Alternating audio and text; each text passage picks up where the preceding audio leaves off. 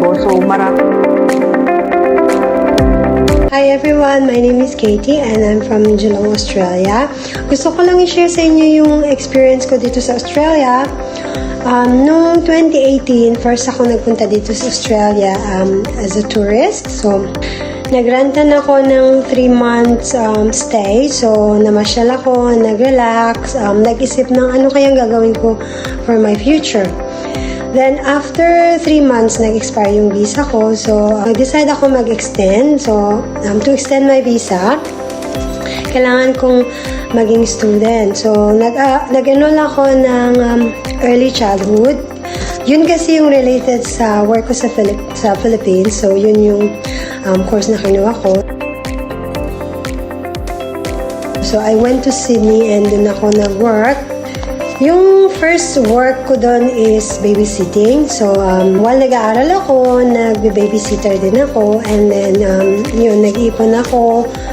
And then, yun yung pinambayad ko sa tuition ko. Nung unang hindi naging madali para sa akin kasi syempre wala akong kakilala. And then, hindi ka naman basta-basta pwedeng mag-apply na lang. Wala ka namang experience, ganun. So, ang nangyari, tinulungan din ako nung cousin ko dun sa Sydney na maghanap ng work. So, pinasok niya rin ako sa cleaning job. So, nag-start ako maglinis ng mga bahay. And then, nakaipon ako ulit. So, yun yung pinagtutuition ko. Ipon lang, bayad tuition, bayad rent, bayad sa utilities. Nagsasend din ako ng money sa Philippines for my son. Nung nagsasend ako ng pera sa Pilipinas para sa anak ko, kasi syempre nag-aaral din siya doon, so kailangan ko rin mag-send ng allowance. After, nag-work din ako sa mga restaurant and sa mga bakery, sa cafe. So, yun yung mga jobs na ginawa ko nung nag-aaral ako dun sa Sydney.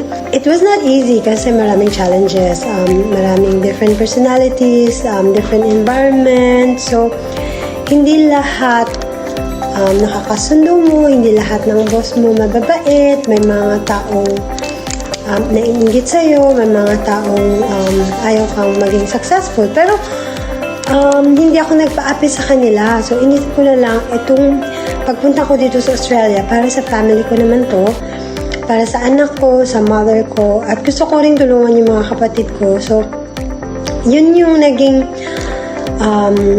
motivation ko para ituloy yung studies ko, yung work ko hanggang sa makagraduate ako.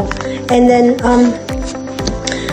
after nun, nakagraduate ako ng course ko and then nagpunta ako dito sa Geelong kasi dito sa Geelong nagustuhan ko yung weather, yung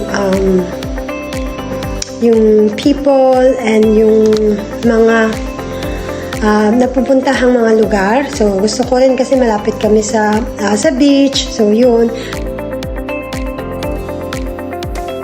After nung student visa ko, nag-apply na naman ako ng graduate visa. So, nandito na ako nun sa Geelong. Yung graduate visa, allowed ako mag-work full-time. So, naghanap ako ng work, nag-walk-in ako sa mga establishments, sa mga companies. Natanggap naman ako sa isang school. So, nag-work ako for 2 years as an educator.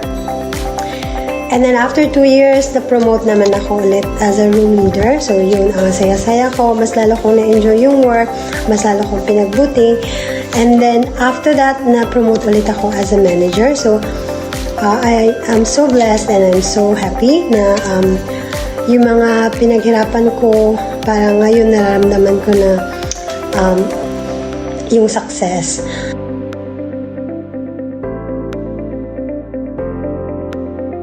Favorite experience ko dito sa Australia is yung naranasan ko yung maghirap. Hindi naman sa maghirap, pero naranasan ko yung mga challenges na you know, yung ibang tao siguro hindi nila kakayanin yung mga work na ginawa ko. Kasi syempre, ako hindi naman ako bata. Hindi na ako 20 na mag-a-apply na lang sa mga establishment din matatanggap. So, medyo nahirapan din ako nung una.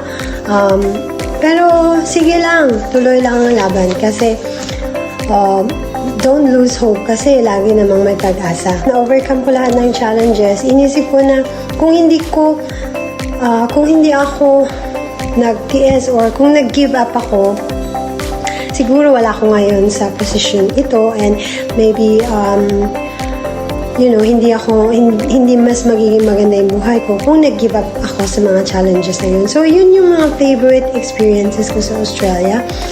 Sabihin nyo man na, mahirap yun pa, bakit mo naging favorite? Kasi nga, dun ako mas natuto and dun ako mas naging matatag. So, advice ko lang sa mga aspiring international students, tuloy nyo lang ang laban.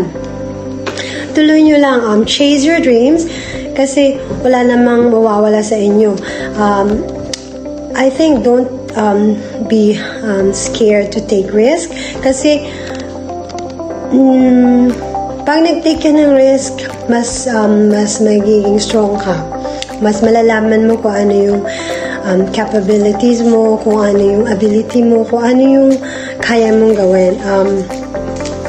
Tuloy nyo lang yung dreams nyo and samahan nyo rin ng dasal at saka gawin nyo yung best nyo and I'm sure magiging successful din kayo.